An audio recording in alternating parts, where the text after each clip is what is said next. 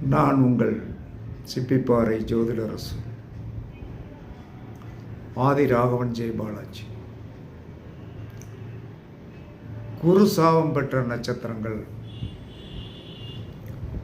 மிருகசீரிடம், அஸ்தம், உத்திராடம். இந்த 3 நட்சத்திரக்காரர்கள் குருவுடைய சாபத்தை பெற்றவர்கள். இந்த குருவுடைய சாபத்தை பெற்ற நபர்களுடைய பணப்பிரச்சனை தீரணும்.